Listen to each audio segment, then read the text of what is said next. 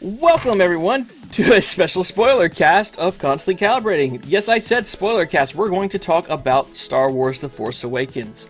So, if you haven't seen this yet, don't listen to this episode. Seriously, we're getting into the nitty-gritty. We're going to cover it all. So here's a little intro music, and we'll be back with spoilers.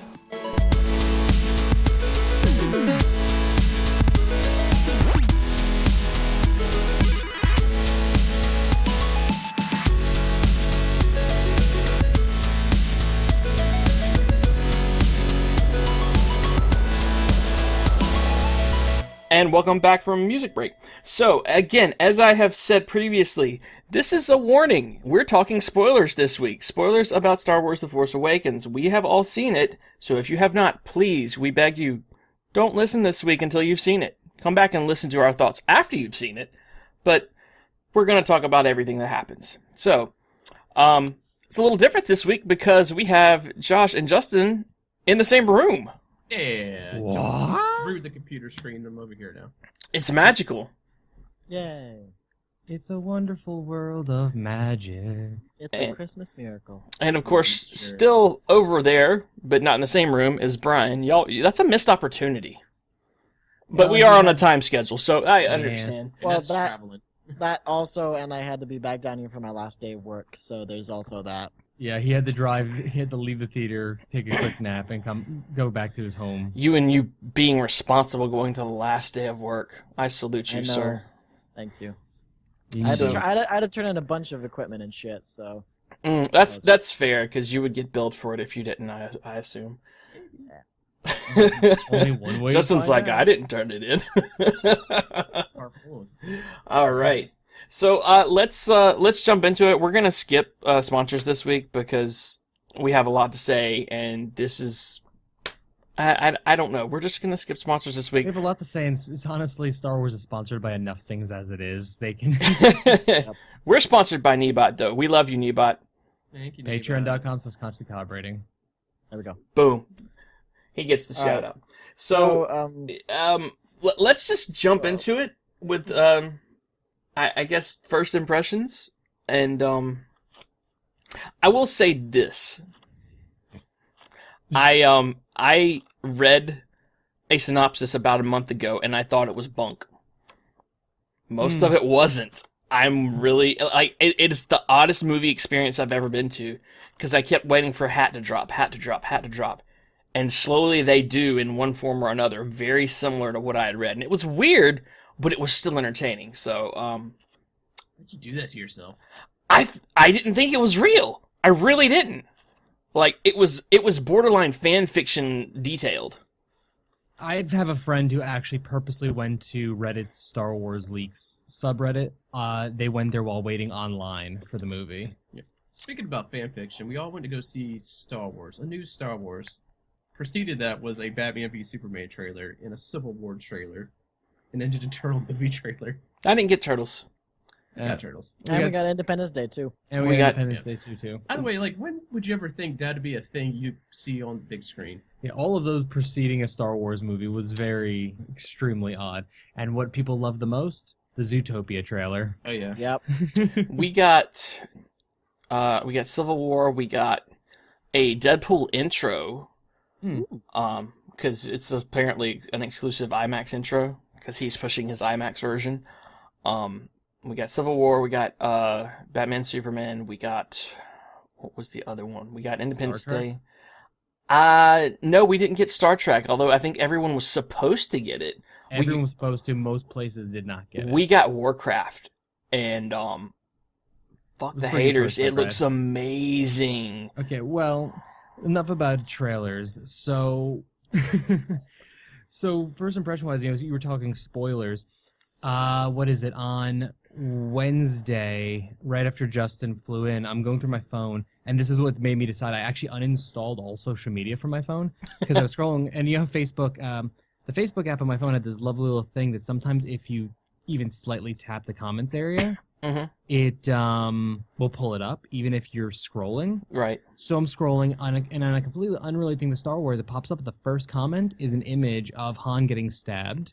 Whoa, And- it's and been literally around that listing long? Every major spoiler thing.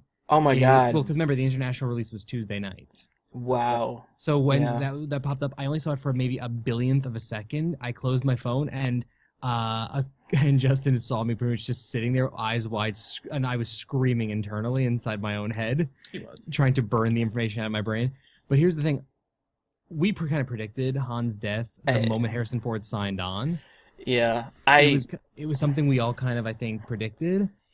And here's the thing: knowing the information going into the movie, even knowing slightly the visual of the scene, did not ruin it even No. in I mean- the slightest bit. I But was sitting by this man while he was weeping his eyes out. Oh no! This was I've never had. I know we're talking first impression, but this is my first impression of the movie because I cry during movies. I'm a crying movie person, particularly if it's a father-son thing. So take that into account with what happened. right. I tend to always cry. My hands went over my mouth, and I just started screaming at the top of my lungs, but nothing was coming out. I'm absolutely weeping, shaking in my seat. Charlotte had to put her arm around me because I could not physically control myself anymore. I screamed to the point that when I finally tried to whisper something to Charnel, by maybe 10 minutes later, no words came out because I ripped up my vocal cords trying to fucking make any noise. Wow. Like, I've never had that reaction before, and I was sick to my stomach. I literally spent the entire rest of the movie every time Kylo Ren came on screen going, "Oh, you fucking son of a bitch." Like, I've never been that angry ever in my life. I don't get angry at characters because they're characters, good or evil. I enjoy them. I'm still fucking pissed off. I'm actually glad I didn't go buy any Kylo Ren products because I don't want them on my goddamn shelf. I Yep. do. He's this skinny ass fucking Jon Snow wannabe motherfucker. Bitch ass motherfucker. I will say one thing about him though that I did. I will say one thing about him I did enjoy. I thought the bass on him when he had the mask on was very weird. Like, wow, that's a very weird, not Vader but Vader sounding voice kind of thing going on there. And then I'm like, well, let's hear. We already know he takes the mask off at some point. Let's just hear what he sounds like. He takes the mask off, and it sounds almost no different to my ears. And I'm like, wow, Adam Driver has a weird fucking voice. He really I like our does. second show we went to. So he took the mask off. We just heard someone shout out loud. I was like, "Put it back on!" Yeah, it was Ah. pretty goddamn amazing. But yeah, Justin and I walked out of it. 10:20 p.m. movie. We walk out at roughly 1 o'clock in the morning. We're about halfway to the car, and we look at each other. I call Charlotte. I'm like, "Yeah, I'm doing this again." She actually said, "I know," Okay, and I That was circled one- back. that was one thing both me and Jillian agreed on is that of the things that they reprised in the movie from like the old series, having Leia and Han do the whole "I love you, I know" thing, or at least like or switching it up. That was a very big missed opportunity. I really kept waiting for Han to say "I love you" and Leia to say "I know." I waited for it, and I think they expected us to wait for it, and that's maybe why they didn't do it because it was a little on the Yeah, nose. I think it would have been too on the nose and a little too campy. we all but- felt it. That's It the thing. Yeah. it was And there. that's good. But they did it through their eyes, you know what I mean? They did Yeah. it through the facial expressions. I think in that scene, they both have a feeling he's not coming back. Right. Well, okay, so we're kind of leaving first impressions a little bit, but the Han thing is such a big deal. It's kind of hard not to tackle right out of the gate. And, spoiler cast and all that shit. Somebody made an interesting comment about Han dying in the movie, which is Han, technically speaking, we don't exactly know when Kylo Ren came to be. When apparently Ben, it has been confirmed by the internet, is his name. Yeah, which Right. we gotta get into that. When Ben became Kylo Ren, we don't exactly know timeline-wise when this happened, but somebody made a comment that Han Solo died when that happened anyways, when his son turned. He stopped being Han Solo anyways. I mean, the Han Solo we knew wouldn't like smuggle creatures and shit like that, Mhm. So it's Three of just three of them at that. So it was a very odd move in the way he ran away. Han Solo was already dead. It's just was the final nail. Yeah. But So Go ahead. I think getting back to first impressions though is that this is a step in the right direction for the series, and that it's a very good stepping stone for this new era. It also, I feel like it kind of makes the prequels unnecessary. Like you wouldn't have to see them to It's just totally do shits on prequels. yeah. I was shitting on the prequels. When I said to Justin last night, shitting on prequels, it doesn't even do that much. Shitting on the prequels would imply they existed. Yeah. Yeah. What's the first line spoken in the film? It's like we have to do this right this time, or something like. We have to do this right this time, or something very close to that. Like a very first spoken dialogue in the film says that. It's JJ being very clear what's going on. Now, that being said, I had read prior to the movies being released, somebody asked about if he would be addressing prequel-related stuff, and he kind of implied it, not in this movie, but it also, Kathleen Kennedy has implied that this story didn't need to imply any of it. There's anthology movies, there's 8 and 9. Prequel stuff, I mean, what we seem to be in, we'll tackle this in our unanswered questions towards the end of this show, but this is kind of setting up to me a very story of Skywalker versus Skywalker, for who we assume at least parentage is and stuff like that. It's setting this up very strongly, so I feel we're going to dip into prequel territory and information in Episode 8, the Skywalker lineage. There's... But getting back to first impressions. Go ahead. One thing I really noticed, though, like, you feel right at the get-go, like, Josh and I were actually watching, like, the 4, 5, and 6 Empire. We're like, do you notice how much happens in such a short amount of time in this film? Like, the pacing it's of it. crazy. Well, look at the original trilogy, how they were filmed, and this movie, and then look at it versus the prequels. The prequels, I enjoy the prequels, but they, for the most part, drag, especially if you've seen them more than one time. Right. They drag so much. It's insane. Like, we were watching A New Hope, for instance. The whole entire Death Star thing at the end of the movie is like 11 minutes long, but it doesn't feel that way. It feels like a 30-minute chunk of movie. With this movie, it's like, I kept saying, like, I have no concept of when... we saw the movie a second time, as I said. I dozed off, and I said, I think it was about, like, 15 minutes before Han's death, but honestly, it could have been 8 seconds. I really have no idea when I dozed off very briefly, because I just have no concept of time watching this movie. Yeah, they kind of got back to it, because, like, when it got to the prequels, like, George Lucas became Tolkien for a little bit, and had to explain everything in extremely extended scenes, but this one, like, just... It keeps going point to point to point to point. I do hope they slow down the pacing a little for 8. Just a little bit, because it's almost rapid fire. Like, after you deal with the first 2 scenes with the invasion of the camp and then the desert exploration, like, I went to go pee during the desert exploration because I was like, I know this. I've seen this before. And I had to go again because... Mistakes you made. Yeah, the mistake of the giant Mountain Dew, because... I've come to realize I'm becoming an old man and I cannot hold my sodas. Yeah, sodas are brutal. Yeah, we drank way too much soda. Even at the beginning, though, I know we're all wondering what are they going to do about the 20th Century Fox thing, and they decided to do nothing. They literally do nothing, and I think honestly that was the best we could have hoped for. Yeah, and they didn't add the Disney logo too. Yeah, which I know a lot of people, like fanboys, are crying foul that wasn't happen, but they don't do the Disney logo for Marvel, so why would they do it for Star Wars? Yeah. I did wish they had done the THX thing, but that's just me. I mean the THX thing is classic, but it is an outdated platform thing. I mean, it's all Dolby Atmos and stuff like that. Excuse me. But I know it would have been. It was nice that they didn't do that, but on the other first impressions thing, and it's responsive or watching the movie twice. The other reason this movie destroys the prequels in my mind, as far as enjoyment factor, the cinematography in this movie, from the simplest just wide-angled shots of the desert and stuff like that, to, again, getting back to the Han thing. Earlier in the movie, Poe makes a comment, about the light. As long as the light's there, we're all safe because the weapon's not going to fire. And then you see, Kylo Ren and Han standing side by side on the bridge, and Kylo Ren's face is, lit up and red in half. And then the sun goes down, and you watch the red and darkness spread across his face.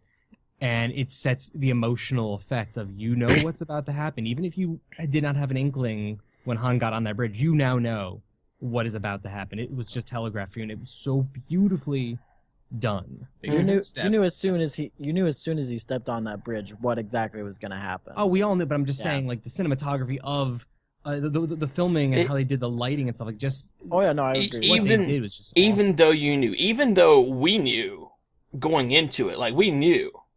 I know At least we knew Josh. ago. Yeah, at least I mean we knew it was going to happen. Like the way that was done, it gives you hope that just maybe they won't do it. You're like, maybe he can. Is it a red herring? Is it a red herring? Two Is he? Can he get out of this somehow? But that's the other thing. If you one of the other things you have on here is talking about the parallels between episode 4 and this. My God. But what I was to say is the biggest complaint you see on the internet right now about this movie, the only real complaint is, oh, good, I just watched The New Hope all over again. That As a lot of people say, which I personally, having now watched it twice back to back, I love that aspect of it. But again, that feeds again into the Han death. Han was Obi-Wan. Yeah, it is. Yeah. It's not only an homage and a safe way to play this, but it's necessary to set up the continuation of the franchise. You have to set up a new generation. You have to replace people with new archetypes because, I mean, let's be honest. How much longer can the original trio keep acting and pulling it off? I mean, Carrie Fisher did an amazing job considering her vocal cords are absolutely destroyed. Yeah, she I did a was great job. impressed. I was amazed because we've heard her on the red carpet and there was a worry. It's like, okay, are we gonna get Carrie Fisher the smoker's rasp, or are we gonna get Carrie Fisher, how she can sometimes pull her voice together? And I want that to be the name of the next film. Star Wars Episode 8, the smoker's rasp. Yes. Well, you have to imagine Carrie Fisher's gonna have a larger role in the next movie than she had in this movie. Because And She gets done. I will go ahead and make my prediction. The original trio will all be dead by episode 9. I don't think they're gonna kill off Leia. One of the Skywalkers may live, but Luke will get struck down and become more powerful than you can ever imagine. The thing is, Luke is gonna. I don't think they're gonna kill off. There's a theory going around they're gonna kill off one every trilogy movie kind of thing, and that's a little ridiculous in my mindset. No, I think Luke will probably die in episode 9. Yeah. I could see it. My current prediction is for the final thing, it'll be So they need to follow the path of Yoda. it'll be Ben and Rey against Snoke in episode 9, but that won't happen till like the very end. Yeah, that's gonna be Ben's gonna pull a Vader. That's gonna be the end of Act 2 change up. It's gonna be the Darth Revan moment. Yep.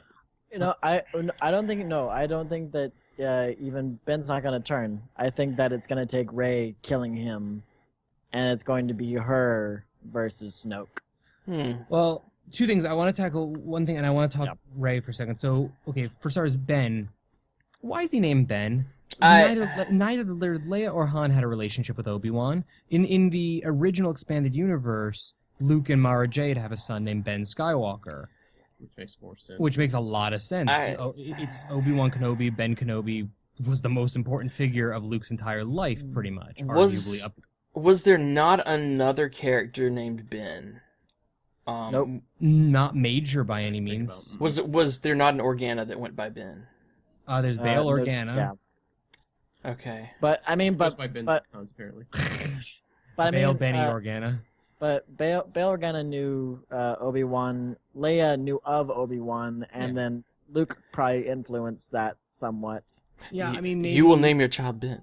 No, I think the only theory I can come across is when he was born, maybe they sensed he was strong in the Force, and Leia did it as an honorific for the person who, because Obi-Wan Kenobi set the stage that brought everything together. Right. So maybe it was just an honorific for the man who led to this point. And that's the best I could come up with. He's a big, strong Force guy.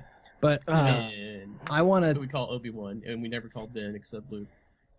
I want to talk Rey for a second, specifically focusing on... I've never seen a series of trailers, mislead the viewer so much. The trailers for Star Wars gave away, we thought, too much. The thing is, they gave away the wrong information. They made it seem like Finn was the big hero. While he was a hero, he was not the big hero. I felt like they were doing that the whole time. I was like, no, No. He's holding that saber, but that's not his. He's just holding it because. But I will say I do think he is force sensitive. If not, he's going. The fact, but like that he could even keep up with Ben is The fact that admirable. he can keep up with Ben is admirable, and then on top of that, I do believe he's force sensitive because of the. That's shooting. the too. He's not really trained as far as his technique Right. is at all. Yeah, That's the thing is Ben is not. Remember, Ben's a dark Jedi. He is not a Sith. he is partially trained from both sides. He is unfinished on both sides, and he was severely injured, and his mind was screwed up because of what he had just done. No, he was in many levels of weakened state, which does factor into both Finn, a possible force-sensitive person, being able to hold his own, and then Rey absolutely demolishing. And Rey arguably absolutely demolishes him because she taps into the dark side there due to her anger. I think so. No, that was not dark side. That was all righteous anger. That's I think battle I'm talking meditation. The initial holding on when she held on to him before she meditates, I think was pure rage, and then she focuses for sure. herself. Yeah. Okay. It's pure dark side rage, and then she focuses herself and realizes the light inside of her and switches up. Speaking of combat, I love how grounded I'm the still lightsaber speaking on something combat else. is. Yeah. Sorry, Go I just ahead. have to get touch on it. Like, just how grounded the combat is in this. Like, Yeah. as we've seen from even prequels in the old trilogy, like they got a little crazy with it. Like, it's just looks like two people fighting. This was around. combat. This was just Yeah. pure swordsmanship. Nobody doing a super jump or super speed. It's just It didn't feel like, episode 4 where they were just going tick, tick, tick, tick, and it didn't feel like, whoo! It wasn't the simplisticness of A New Hope, but it wasn't the absolute fucking zaniness of the prequels, but it also wasn't, even Return of the Jedi, Vader versus Luke was still a very acrobatic fight at many points. It was also a lot of, Batman style, predatory kind of aspect to it. Right. But this was just pure swordsmanship. Speaking of a fight, though, like, there's what I got a little disappointed about. It's like when we first see Han, both sides, mercenaries or pirates come at him. The one door opens up, it's everybody from the raid, pretty much. Like, oh, this is going to be a good fight. No, they just get eaten. Yep. I enjoy. I loved that scene. It's like, come on, have I ever let you guys down? Yes, you have. And Twice. When these guys are cast, I'm like, oh, there's going to be a really awesome fight scene with these guys. No! I think there it's wasn't one at all. I think that's you're supposed to. I need to believe that. find out if JJ is a fan of Final Fantasy, because those were fucking Marlboros. Yes, they were. There's no way about that. They were 100% those.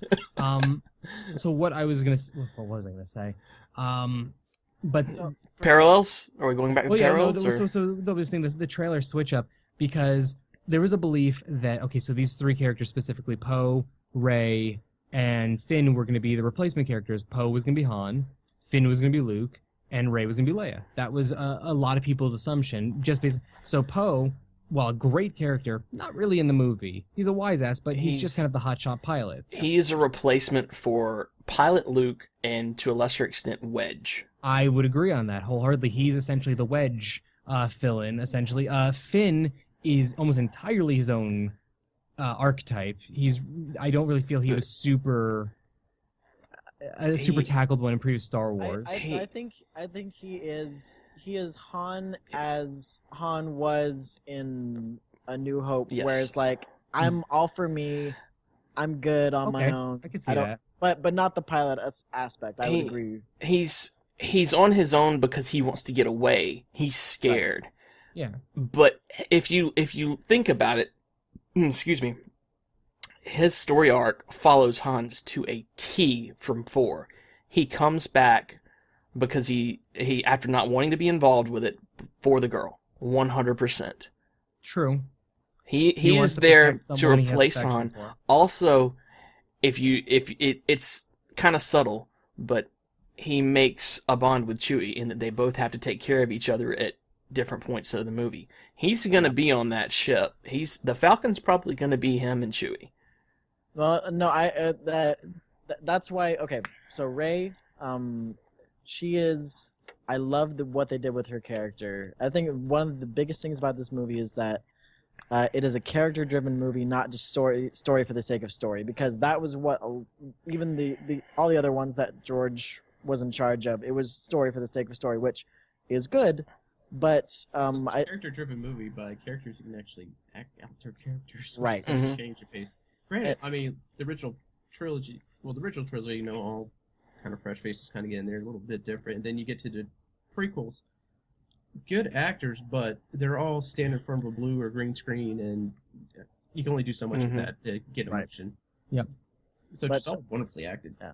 But she had so much agency, and she was such a fully fledged character. And so, to me, I'm looking at this and I'm seeing this is such a great role model for like young girls that are getting into Star Wars, that are going to be like growing up with this, and that's something that you didn't see with a lot of these other movies, except for when like Leia comes into her own in Empire Strikes Back and Jedi. She puts on the bikini. But that doesn't even ruin her being role model-esque. And I mean, in fact, I've always said it helps. But Disney's trying to take it away. But anyways, well, but her ability to overcome that, we've touched on that before. But I would say Daisy Ridley is Rey is a role model in general. I mean, geez, my response. I came home. You know what I did? I went on Amazon. I typed Star Wars Rey into the search thing. And I went and immediately bought a couple of Pop Funkos of her because I'm like, I want these on my damn shelf. Like, I'm like, I don't like the way the actual action figures look. I think they're really shitty looking for display purposes. I like the Disney Infinity ones. I don't like the action figures. Like, there was a $40 action figure that honestly looked like it was painted by someone with their feet. It just looked like garbage. So I was blown away, but I'm in love with it. I was in love with this character before the movie, but I kept myself pulled back because I didn't want to fall in love with the character I hadn't met yet. Yeah. But geez, afterwards. So she's a mix of Han as far as flying ability, because holy shit, like we all thought when we first saw those trailers that it was Han flying the Falcon, and then it's her flying it by herself and making one of the most amazing hairpin turns I've seen. Speaking of Falcon, this is the first time I've seen Falcon just beat the shit in a film. Yeah. I mean, it gets the shit kicked out of it inside and outside. I love that's the way that they introduced the Falcon. Was it's like, hey, let's go for that really fancy ship. Fuck, let's go for that piece of garbage. Yeah. And then it's just the theater exploded at that point too. The second showing, I was wondering, it's 1:30 in the morning. Are people going to be as pumped? Even the first time seeing it, you got to be tired at that point. Yeah. The pops were not as strong for the 1:30 as it was for the 10:20, but that still got one of the loudest fucking ovations of the entire movie. I don't think anything else got that much of a reaction. No, I think the lightsaber fight got the biggest reaction. Oh, you're reaching for the saber.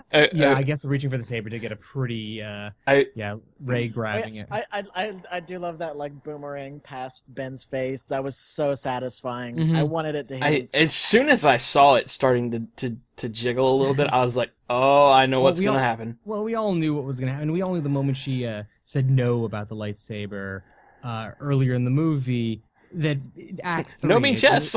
Shout out the Screaming Younglings. I was saying it was Chekhov's gun. You know, you put a gun, you feature a gun in Act 1 on the wall. The gun's getting used in Act 3. It's just basic writing technique. So we all knew she was gonna have that lightsaber by the end of the movie.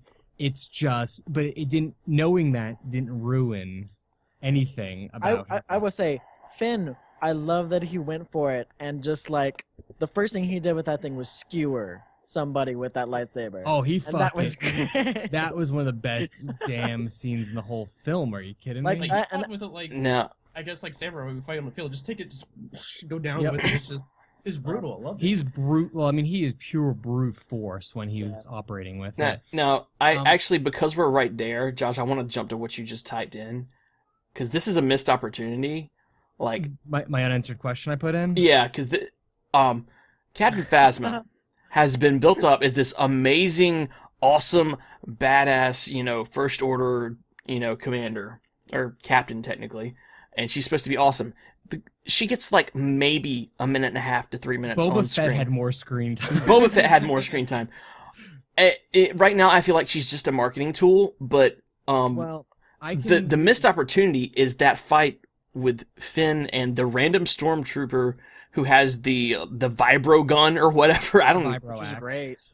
Yeah, it was weird. But, It's a yeah. That would have been a great opportunity for her to be on screen. That should have been her fight.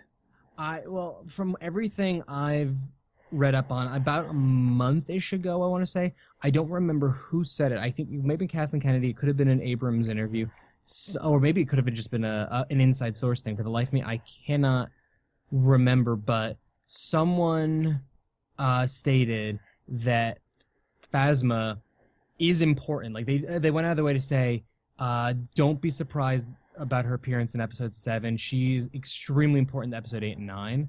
I read that somewhere. I've been looking for the source all fucking day trying to remember where I read that. But Oh fuck! what? What if she's Rey's mom? Mm. I'm just. It's an interesting idea. Main reason I'm bothered is Gwendolyn Christie. I just don't think is old enough to play her mom. No, she could do that. It's just. I don't think they're much. I think they're only. The problem then is where does the force sensitive come in? Because but that's the whole thing behind the whole Force Awakens. I think that in the same way that Plagueis and Sidious, like, so this is going back into the expanded universe just a tad, is that they did like this concerted effort of like a push out of a mass amount of dark side energy out into the universe. Yeah. And that's how Anakin came around. So I think what they're doing with the Force Awakens is that kind of the opposite of that has come into effect. Maybe that's what Luke has been doing, perhaps. Right. To right his wrong. And I think that also feeds into, I think Snoke is Plagueis' Force Ghost, because I think he was trying to live forever, and I think he may have found his way to do that. I've read online, like, people aren't even like talking about it as, this is. I have a question here, about who and what is Supreme Leader's Snoke, and with Darth Plagueis. There's a bunch of people online, a large amount of people, including major websites, who aren't even treating it as a rumor or a theory. They're treating it as that is Plagueis. And the funny thing is, if you look up concept art imagery for what Plagueis was supposed to look like, kind of thing, it's actually pretty similar to what Snoke looks like. But we saw what could have been Plagueis as one of the characters in Attack of the Clones, because it was because he was still alive during Attack of the Clones. He would still have been alive through most of this. Wait, he was? Yeah. I've not read the book yet, so. Yeah. And so yeah, it looks very similar, but again, yeah, we won't really be able to know until they actually say something. When to get to him, he's just a little guy. He just uses big Justin wants him to be a holograms. very tiny character. what if he's a Yoda race with his ears cut off? No.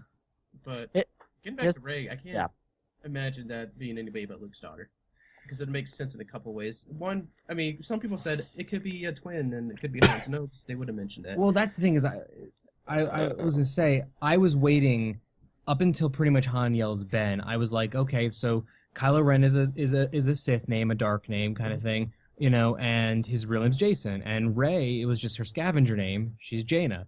And I was waiting for that moment the entire movie till it obviously didn't come. And I agree with Justin the fact that they're probably not twins.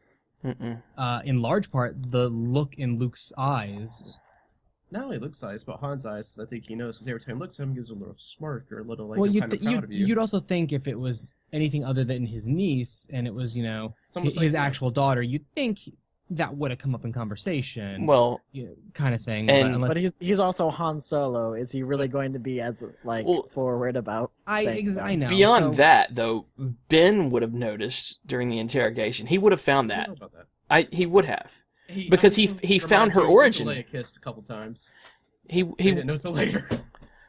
well, that's just bad writing. yeah, that's bad, right? And later on, Leia would have known. She would have known. This is the other part I'm thinking too. Like, I don't think a bad apprentice can cause Luke to completely abandon everything and go hermit and go on this quest. I think what it is possibly is not only did Ben go bad, but Ben went bad and killed Luke's wife. Yeah, killed his wife potentially. destroy the Something Jedi, traumatized him. destroy the new Jedi Order essentially, and the question is, when did Rey get forced into hiding on Jakku? That's another question. There's a lot of questions. Do you think? Okay, so do you think it's a memory wipe, or do you think it's an abandoned at birth? Abandoned near. Well, it wasn't a near birth because we saw that as a Yeah. small We child. sort of saw Abandoned as a eight- small eight or child. maybe 9 years old. But could that be a memory wipe with a memory implant? It's possible.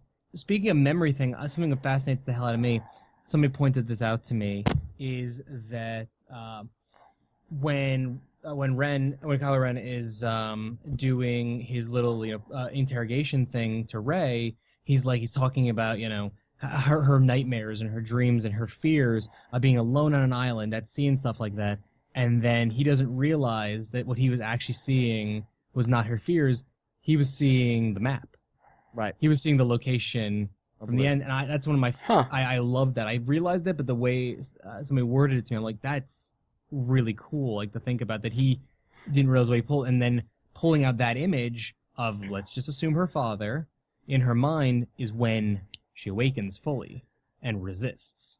Yeah. Also, I love how they characterized Kylo Ren as this whiny little baby that when everything goes wrong for him, he just goes into a tantrum. He's raw. He's just straight rage. Well, look at his lightsaber. His lightsaber is completely and utterly fluctuating and stuff like that. It's unstable just because he's unstable. Well, there's more to it than that. One, if we are to believe things, it is the Vader hilt. And two, there's a book that shows the actual build of it. It's an official book. It's out. I've seen scans of it all day. His kyber crystal is cracked. So that may be the functions under his personality trait as well. Speaking of Vader things, Josh pointed this out to me. Like when he set down his helmet for his first time, that he puts it down in a pile of ashes. Is that Vader's ashes? probably some of them. It's a heavy ass helmet, by the way. That thing thunks. I mean, holy crap, the sound that makes. I think that's probably some more symbolism though, because the weight of that helmet is the weight of that mantle trying to become Vader is too much. It's really too much for anyone. He doesn't know what he's asking for. Yeah. But I will say that I think we're going to be dealing with in episode 8 a far more stable Kylo Ren going forward, or whatever he ends up being called. Focused. As he completes his training. Not stable, but focused. Fair enough. Okay, fair enough. Focus might be a better choice of words. But because his father did what, his father said, Han said he would do anything for him, and what he needed was to kill his father so he could complete his journey to the dark side. He's no longer having an internal battle with the light and the dark, necessarily. I'm going pure symbolism of words. Right. We don't have, obviously, confirmation until the next movie, if this is how it's actually going to be, but just from a symbolic point of view, it seems like killing his father killed the last good inside of him, and now he can truly... That's why Snoke wants him to be brought by Hux to wherever to complete his training and truly become a Sith. Also, shout out to Hux for just, knowing where Kylo Ren is in the middle of a forest that's, imploding. Yeah.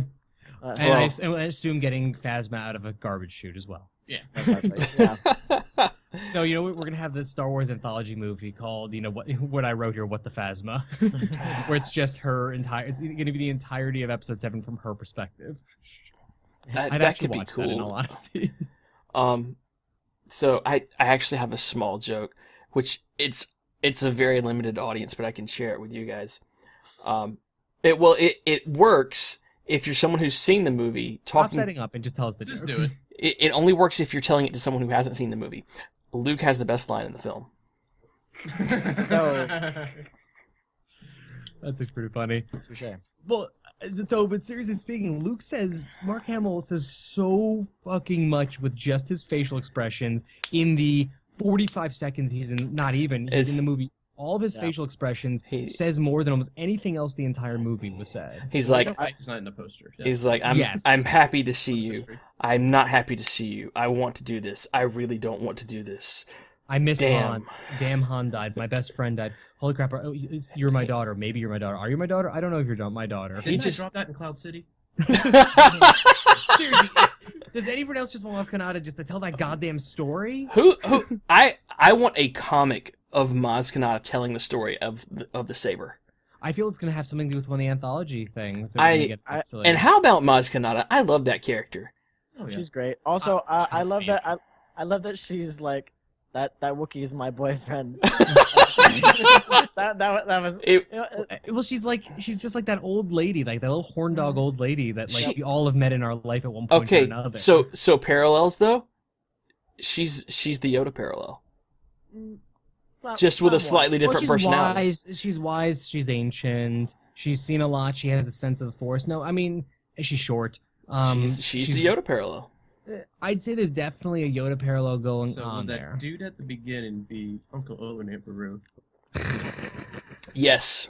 So, okay, well, speaking of the dude from the beginning, so Max von Sydow was hyped up as being in this movie, but they so extensively hyped up, but on set he was called the Vicar. The only reason we know his name is Lor Santeca is because of I think a kid's book version of Force Awakens came out where the information was in there. He's in that encyclopedia with the broken And he's in the kyber encyclopedia crystal. as well, but they apparently didn't actually want. Originally, were planning not to even release his name. Not that it necessarily helps us. A lot of people are like, whoa, so you just have him, this major actor, play this role that seems to know a fucking lot, and then he gets killed off as it's just a tone setter. A theory going around right now is that he may be having his character younger, may be in Rogue One. Yeah. Because obviously he was someone influential in the rebellion. Right. He was obviously someone who knows that Kylo Ren is the son of Han and Leia. Trusted with information. He's trusted with some pretty fucking major information. Which knows everybody Poe. else just blurts out. It's like, oh, what do you got? It's just a location of Luke Skywalker. Don't worry about it. Yeah, It's cool. he knows a lot of stuff, and Hey, he's Stormtrooper I just met. Mhm. Let me tell you what I got. he knows a lot of shit going on in the galaxy. So obviously he is an important figure, and I love what JJ did with that in this movie. He set up a lot of absolutely major questions that he just didn't answer, because it's going to be answered at some point. The question of Luke's, how did Anakin's lightsaber get found? What's the deal with Lor Santeca? There's a lot of questions of these kind of things that will get answered. I mean, we're getting a movie every damn year. They're kicking off the verse. This- Every movie franchise wants right Oh now. my Granted, gosh. Star Wars is already diverse. But going this on, was- this is the But South this one. was still the Nick Fury walking in and saying, "Let me tell you about the Avengers Initiative." This movie the entirety of this movie was that question It was. or that So comment. Or even just small stuff they throw in other Yeah. movies. Like if you go back and watch Avengers 2, like you see Falcon go to Captain America, it's like, hey, I got this thing on the missing persons thing New we're doing with them trying to find Bucky. So New it's just Jedi small Order. things. Well, I just meant the opening moment that literally Yeah. tells you this world is bigger than you realize. Speaking of that, though, the world bigger than you realize, like, everybody's, like, one, they don't know what happened to Luke. Luke's a myth, and this was, like, 30 years Yeah, after? 30 to 40 years. What Luke is a- with this myth crap? You know, Well, the thing I can see that is because all that happened in the Outer Rims on planets that nobody goes to, and that's when Luke did all his shit. But a lot of that is how it is. Well, the people in the Outer Rim certainly consider it that way, but you have to remember, There's not a reporter sitting there watching him and documenting. It's just people what they heard happen to the Empire, so no one really knows. remember in A New Hope, Obi-Wan is talking to Luke about the Clone Wars like it was 60 fucking years ago. Yeah. Han treats the Jedi like they're like it's a 1,000-year-old religion that's dead. This is how a lot of the stuff is treated. Knowing the prequels as we do now, I mean, it was only about 22 years. So, but you guys It aren't. shows what propaganda can do. I was gonna say. What propaganda can do, but you guys are, and this is kind of getting really nerdy about this. You guys aren't thinking about the theory of relativity and how time changes for people as they're traveling through space, as they're doing things differently. So they're right. So, but that's the point, though, is that So you're saying the idea that stuff grows to myth because they're traveling through light speed, which is a form of time travel, on how it affects the brain. So Right. even though only such and such amount of time has gone by, from a mental perspective, how it affects everyone, it's like hundreds of years have gone by. right. I mean, that's a fair argument. And because all of the ways that the Republic was together back in the old days, like all of those like ways to get messages and out and stuff like that isn't there, the infrastructure is not there, then people aren't going to be as up to date on everything. but it kind of is. And I'm more I guess privy is the word to the information, because I don't know if you guys have read Aftermath or not. I haven't read Aftermath. Um, No, it's on my list. I was just reading a Luke Skywalker young adult novel earlier. Aftermath, like the information that the Empire falls, it is a galaxy-wide broadcast. Like they, like it is a known thing in that book. So they have weird time. Something is going on, and it needs to be explained. Well, here's another reason why I think a lot of people, you would have had to do some research on books and stuff, but I've been doing a lot of research on Star Wars books because I'm trying to make up a list of what I'm going to read, kind of shit. I came across Star Wars Aftermath, Life Debt, which comes out next year, which right there, I mean, that's got to be a Chewbacca related story, because he's the only one who owes a life debt in he, the series. he owes a life debt to a person who's dead. Yep. He failed. Yeah. So Well, that's why he shot Speaking Kylo of Ren. that, Do you- the Chewbacca rage where you see Chewbacca do what he does? Oh god. Oh no, that's like Just my running, my gunning. nipples got hard. I was like, Do I you was- He just stops. It's the detonator. It's like, oh god. he doesn't even wait. Like he knows that Rey and Finn are up there. He's like, nope, I'm just God, blowing this shit. wouldn't that be a twist if it ends up being Chewbacca taking him out? If we finally get to see Chewie rip the arms off of Well, here's I'm the a thing. droid. Here's the thing. That's been a joke until recently. They actually had him do that in one of the comics. So what if they have him? Wow. I don't know. That's Oh, where he starts getting his animatronic arms. Right? that dude right there. Also, right I- there. I like that they took C-3PO out of the Phantom Pain. That was really cool that they brought him. Why? They didn't explain the red arm. They didn't explain I it. like he's good. Like I'm gonna tell you this story, and it's like, no. By the way, best 3CPO like appearance. Like it's like Oh, in the history of Star Wars, it's the greatest one ever. He just bounces his head into frame. Master Solo. Well, that woke Roaring up. Oh, sorry. He was already waking up. He's up. Um. But- So, gosh. I will say this is the most intentionally funny Star Wars I've Humor ever was- watched. Oh, it's It was on point. Well, even the Kylo Ren's nervous breakdown moments were fucking hysterical at some points. the two Two sword- stormtroopers. It's like, oh no. Yeah, the back away. Is that all? Also, BB-8 is a bro. Yeah. The The thumbs I up. think- See, there's a lot of people on the internet actually saying he's flipping Finn off. which is possible, but he also covered for Finn like the No, he is the ultimate like That droid has a great judge of character. like that. droid, please. Yeah, the droid please thing. I mean, nobody else in our theater really laughed at that, but the three I missed that. of us, and actually, with Oh yeah, Charnel, no, yeah. with the four of us were, I guess five of us, were all Yeah. cracking up laughing, and maybe like three other Also, people in the theater were laughing. I was the only one that laughed when they were like, there must be some sort of like thermal exhaust port. I'm like, No, and I was the only one. I was amused by some really like they were just so many little nods. I mean, I was laughing my ass off when Finn was got into the gunner seat in the bottom of the Falcon and starts slamming back and forth because we've all always, I think most of us at some point or another have made fun of how rapid that moved in A New Hope. No, that's another thing too I want to mention. Like the age of technology in this was so great because you go back to the prequels where everything that's supposed to be old looks new and is more higher technology than the other ones because it's made later. But this one, like the Falcon is old. It feels old. Everything in Yeah. it feels dated. It looks and acts like a junker. I mean, it is a garbage ship. I mean, that's essentially what it's kind of turned into. It's a junky little ship, but it's also got the Force. It does got the force. Oh. But that's just like when he got into church, it just felt different, like something he'd never been into before, because it's just that such dated thing. So I love that he did that as well, which the prequel did horribly, because everything in there felt like it's from. the future So- pretty much. Well, I have one last unanswered question I think we need to tackle, but if you had something to say, I Brad, first. I think this is important because we haven't touched on it yet at all. One of the things that's always been strong in Star Wars has been the score. Yes. And this one, I unfortunately feel the new pieces fell flat. They're I not did not. bad, I- but they just did not pull me in the same way. Like any of the old tunes that were remixed into it, that worked. But the new stuff, it was just like, this doesn't feel like Star Wars. See, I wholeheartedly disagree, and I also think the use of no sound at key points in the movie was absolutely immaculate.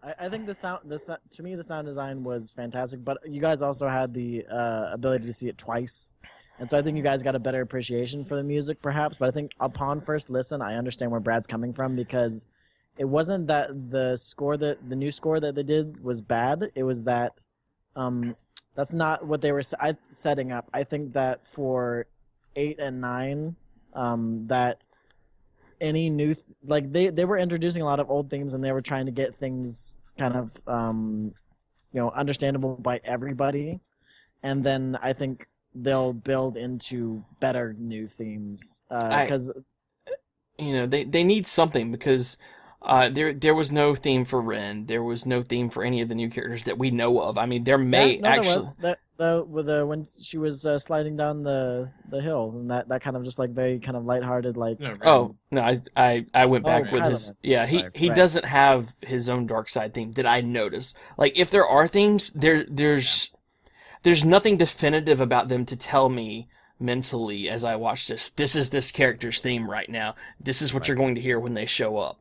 And that's the gripe I have with it, is nothing just grabs me the same way as 4 through 6 did. Like, Vader's theme, Han and Leia's theme, the fanfare. It's just, I feel for the character themes, the characters weren't developed until the end of the movie necessarily as people, as full characters. They weren't fully themselves, so they didn't need themes yet. I will take that. I will take that. That's a fair argument. They weren't worthy, for lack of their thing. You didn't care about them yet. Yeah, I mean, we may have cared about them or not. It is not the concern. It's just they hadn't awoken yet. To use the common theme of the movie. I want to tackle one last unanswered question here, because I'm going to have to run, take care of Roran in a second, because he is making a lot of noise. So the Knights of Ren. I don't believe it ever directly the term is used, but any research will show you about the Knights of Ren. Kylo Ren is essentially is this equivalent of Darth. Is how my understanding of it is. The people you see in Rey's vision are the Knights of Ren that he's leading. Now the question is, are these knights, as a lot of people understand it, were they also fallen Jedi from Luke's school that joined Kylo? And the thing that fascinates about me is it's also the showing that why he was so childish, because he's very childish for a Sith. We heard people saying as we were leaving the theater, because as I said earlier, he's not a Sith. That's why Snoke is bringing him in to complete his training finally. He's killed his father. He's finally shown the dark side as his true path. He can go for Sith training, and the question then is going to be, what the hell is he called? Right. Ben became Kylo Ren, and that's what, Hux always talks about in the movie, with Kylo Ren having his own mission to not forget the Supreme Commander's grand plan, because the Knights of Ren are what Vader worshippers, almost, as a lot of people still think. That's kind of the feel we are given for it. But The thing is, I'm trying to figure out what the significance of the Ren part is. It's a place, it's a way, it's a person. Here's the thing, like, what does Ren mean? Talking about it, though, has me questioning, did he actually say Ben? Like, were we just wanting to hear something there? And I need to go back and watch it. We questioned this on the second time through the movie as well. If we heard Ben, but the only reason I'm saying they said Ben is just because every website that's going spoiler is reporting it as Ben. So it's kind of, again, one of those cases, until I hear otherwise, I'm assuming this. But yep. I also like that Hux kind of gives a Hans of the Southern Isles kind of look. Hans gives off a very But no, everybody in the First Order is dweeby as fuck, and I want to punch each one of them in the face. And it's good on JJ for making them hateable. Oh, because I wanted to hate every one of them. I actually felt like they were a threat for once. Like, stormtroopers felt terrifying in a way. Like, they're not scary. They're obviously trained, because we end up talking about that. But they got trained a lot better. But they're they feel like they could actually be a threat. And the Nazi-esque homage speech helps that a lot. Yeah. I'd like to see that the stormtroopers actually showing emotion towards each other too. It's a nice little touch that they're humans, they're people. Yep. Right. Well, not humans, but you know. Well, the Well, they stormtroopers are. were treated so differently in this movie. I mean, we've seen clone troopers, then we saw people who were enlisted people in the Imperial Academy. Now we see people who were stolen from somewhere as babies and literally genetically engineered and mentally engineered. Little Master Chiefs. Which- I was gonna say, like, where have we seen that before? Yeah, Which just to brings be up Bigger of it. another question: who are Finn's parents?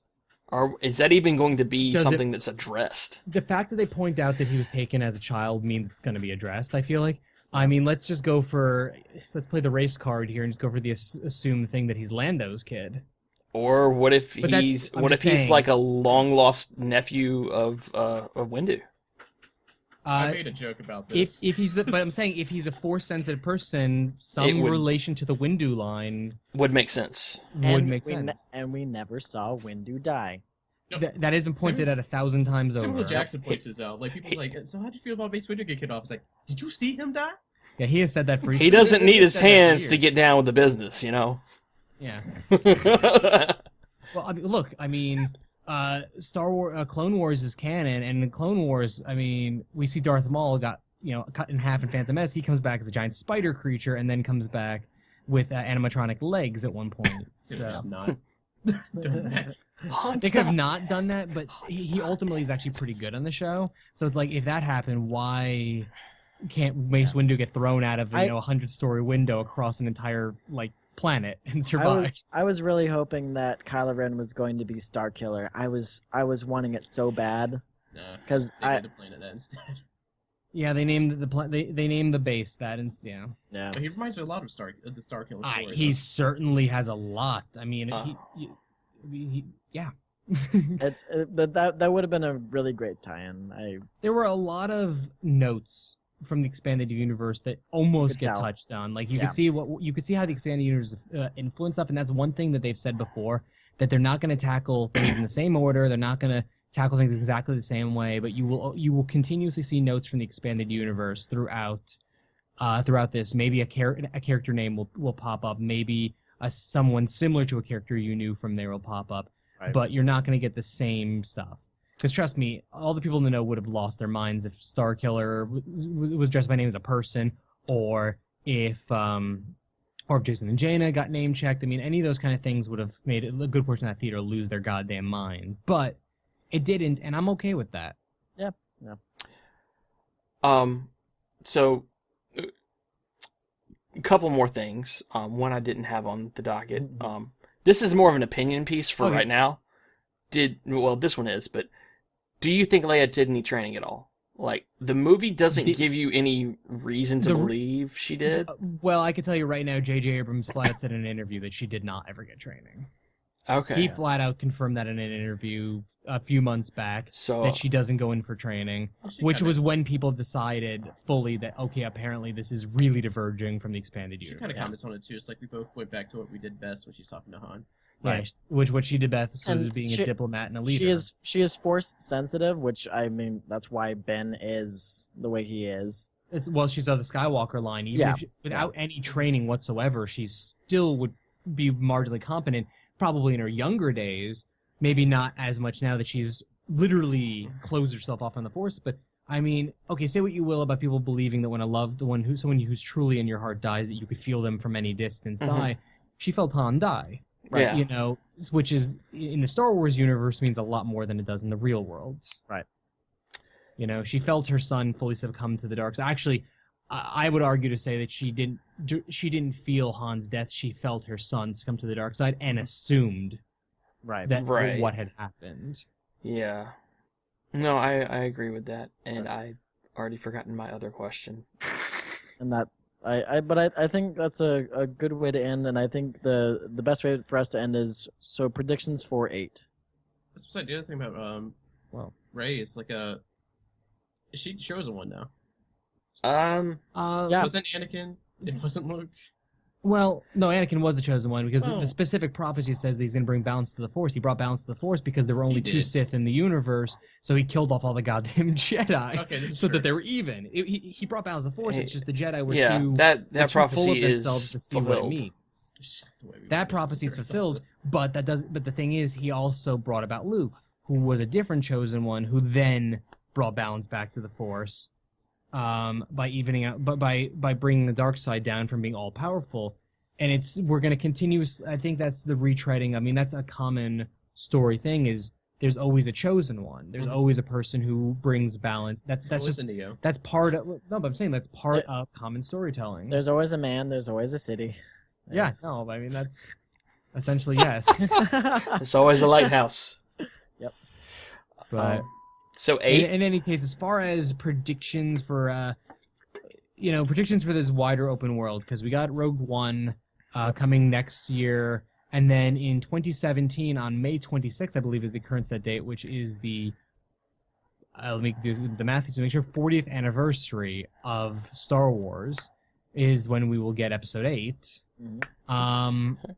My prediction is it is going to veer away from, so A New Hope and Force Awakens parallel.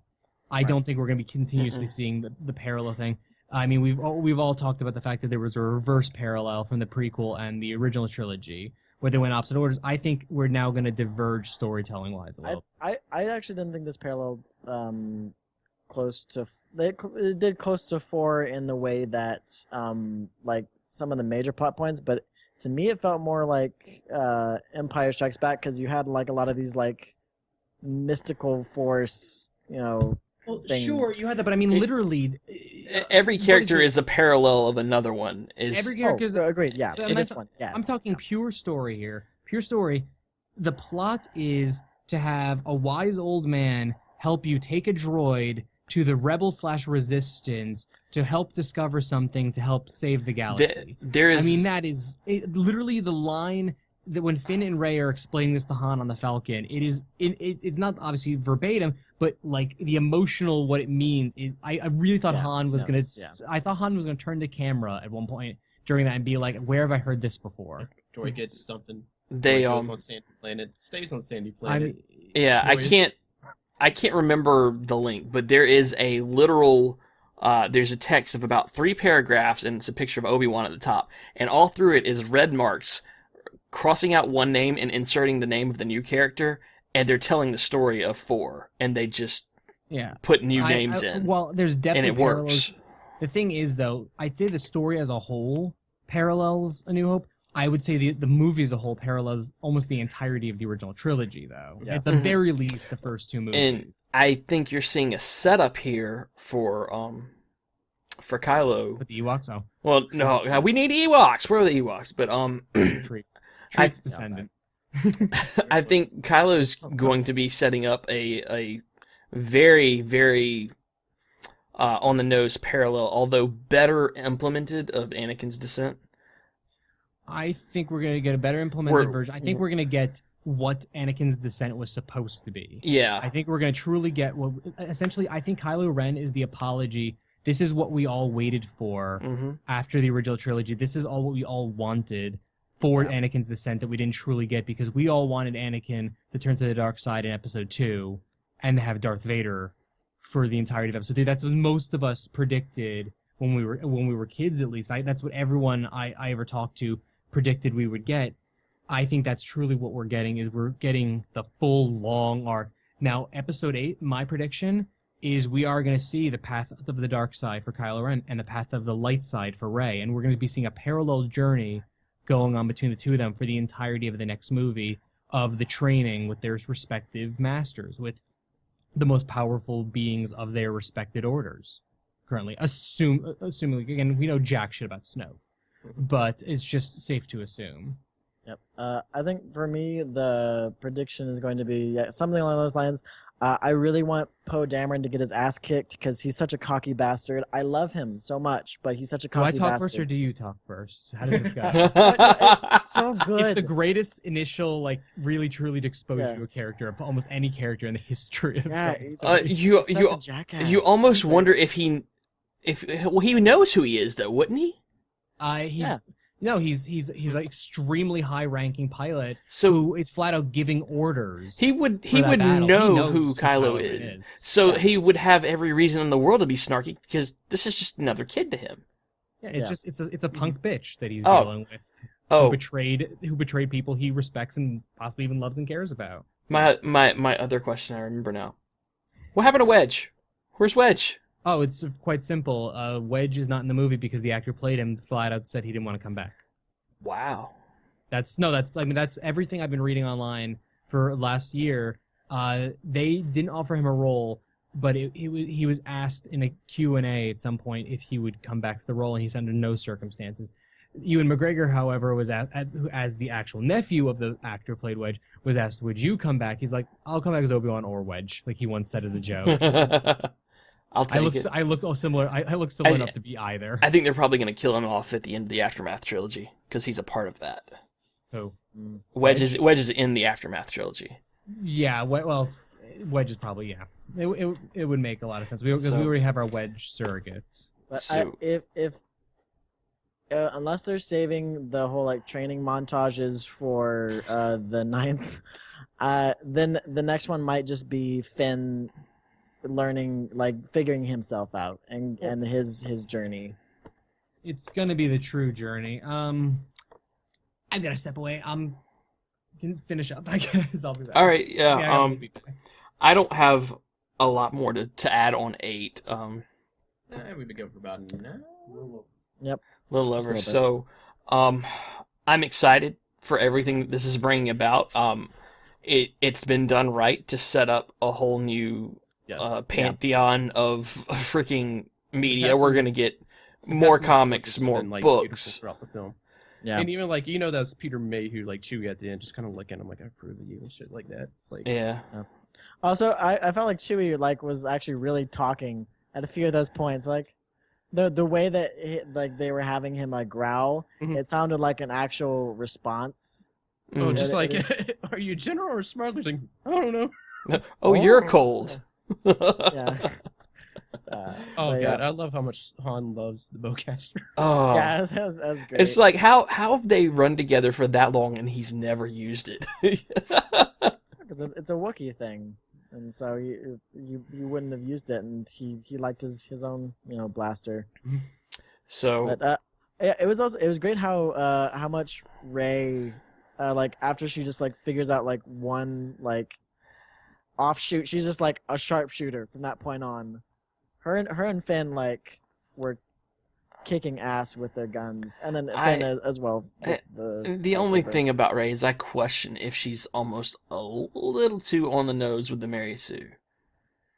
She's super everything just clicks for her, and I like it, but I'm wary of it.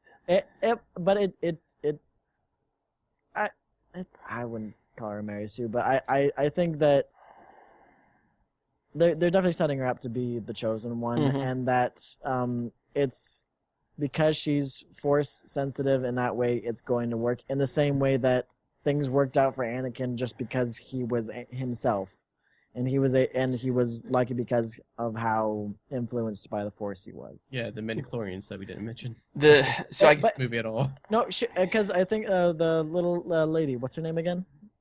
She said it, I think. No, she didn't say midichlorians. She just said I know, but binds us to proper childhood. Exactly, that was to me that was enough, and I actually really stand behind the whole midichlorian scene because it makes more sense when you look at Darth Plagueis and that whole like his foray into the dark side of the Force, but also the science-y side of the Force, because he didn't approach it from a mystical standpoint. He approached it from Frankenstein of the Force, pretty much. Yeah, and so like after like reading those, midichlorians to me make complete sense. I get it, I understand it, and I think that it makes sense within that universe. And if they expand upon it, that'd be awesome. If they don't, cool. But... Yeah, well, I would like to see some delving into the science side of it, because that's something that the online game kind of tackles more if you're playing the Inquisitor side of things, because they not only tackle the mystic side, but there's also experimenters. Like, and one of the first things you see playing an Inquisitor in the game is there's dudes experimenting with, Dark Force on the local creatures. I'm sure Justin probably remembers that quest vaguely. I played it quite often, multiple times in the beta. But so yeah, that's something that I'd like to see because it's not really touched on much anywhere else. The scientific side of the Force.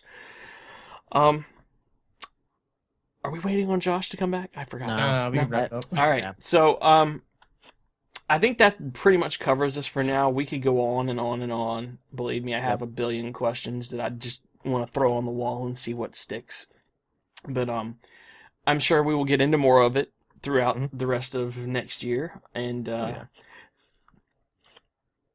you guys got anything else? No. I think we covered a good bit. I need to go see it like 4 more times. Yep, Yes. me too. So thank you guys to everybody who's listening to this after the fact or watching this after the fact. Again. It's gonna be good. I think they've set it up in a way that's going to be fruitful for this, and I think Lucas can rest easy. I think he is. Yeah. I think he is. I mean, the thing you said is this is what the Star Wars fan wanted. If you talk about George Lucas, he's kind of a little bittersweet about it. Like this is not what he wanted, but he realizes this. When he went to prequels, he made them for himself. So he didn't think about making what did the fans want, and that's what the to properly make it last, you have to give us what we want, but still be smart about it. So I think that's going to wrap us up. And again, like Brian said, thank you for joining us. As always, you can find us at a multitude of places. You can find us at constantlycalibrating.com. You can find us on youtube.com/concalpod. We are here live almost every Monday night. This is the first non-live show we've done in a while at twitch.tv/constantlycalibrating at 10 p.m. Eastern. This show here will probably be going out Wednesday next week, I think. Yep. So look for it Should be then. enough time. Yeah, I'm gonna try and edit it tonight. And of course, there's all of our Twitters. You can get us on Twitter at ConCalPod. You can get myself at BN_Cogs, Josh at BearPunch, Justin at The Aging Gamer, and Brian at Brian at McDaniel_. And I think that is everything for right now. Peace out. Have a week. And may the Force be with you. Take care. Here's Josh. You made it for the end. And stop.